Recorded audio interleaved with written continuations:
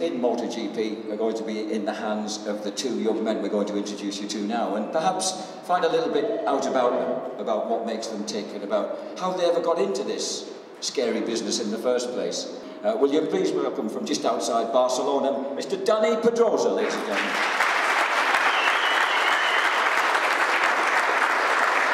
Welcome back. Now, I'm going to ask Dani to climb onto a seat here. It'll probably make him, there we are, it takes him up to a better height for us to talk to. And I'd like to introduce Dani's teammate. Please will you welcome Andrea Dovizioso, ladies and gentlemen.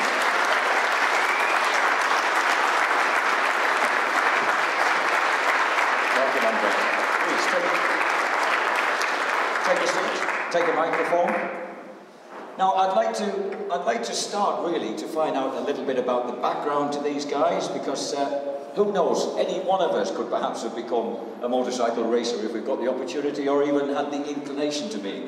And I think possibly the family, because family backing is obviously essential when you're a kid and you first get interested in motorcycle sport. I know, for example, that Dani was born in a place called Sabadell, just outside Barcelona, which for 20 years had hosted the Spanish 250cc motocross Grand Prix. It was a huge event every year there. 50,000 people would flock in.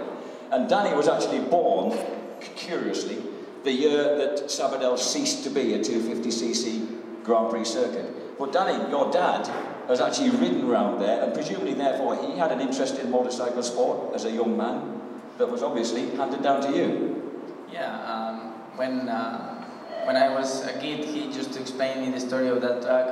It was very famous there, and many people went there to watch the races, and he had the chance to do some laps once, and he always remembered me that it was a very, very deep and long uphill, and he was flat out with the 6th or 5th gear full, and then when he rise up to the top, he was in first gear, just like couldn't get. But yes, it was. Unfortunately, I couldn't see it, but I'm happy.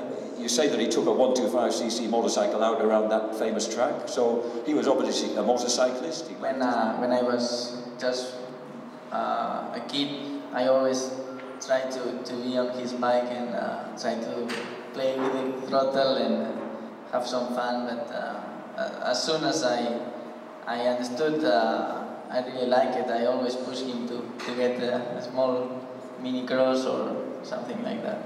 Well, you went quite early onto tarmac, onto road racing, rather than, or did you mess about a bit off-road like a lot of kids do? I started off-road for a while, and then I moved when I was 8 years old. Then I moved to mini bikes. So yeah, I started to the road.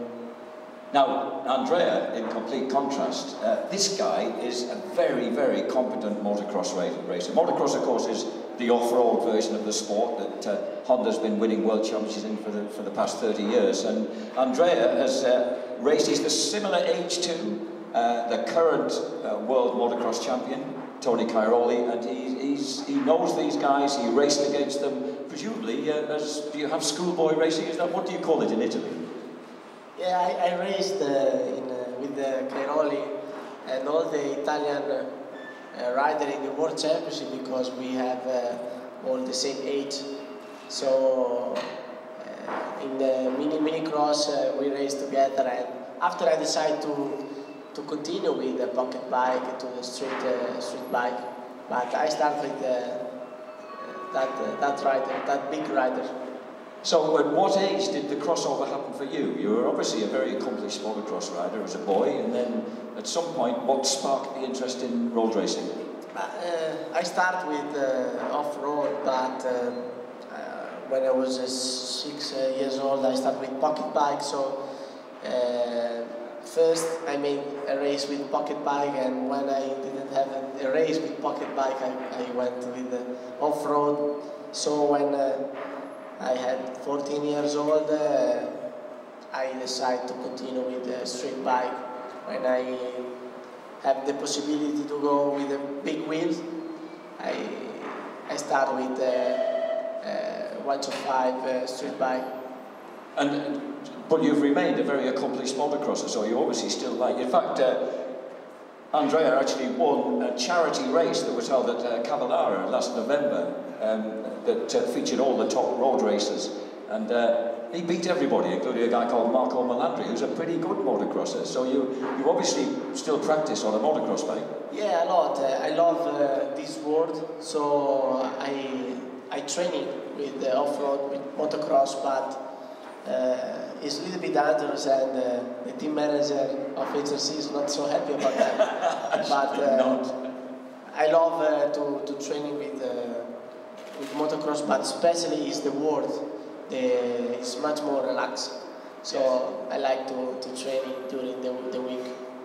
Now, Dani, in contrast, you've ended up being a pretty hot cyclist, and have also got yourself into climbing mountains and things. What's all this about? Is this part of keeping fit, or is this just fun? Well, really it comes all from my dad, because when I was a kid he had a motocross bike, so he used to go with his friends on Sunday, but he used to race also with a bicycle. Yes. So I had a bit of the two things when I was a kid, so I really love to cycle and to do some races. And yes, when I started, I had a big moment that I couldn't anymore spend more money to keep going for the road motorcycle sport, and I thought, okay, maybe I have to switch and start with the bicycle. But I was lucky at that time and find out some people that helped me to keep going for the bikes. And it's worked out pretty well for you in the end. And what about the climbing?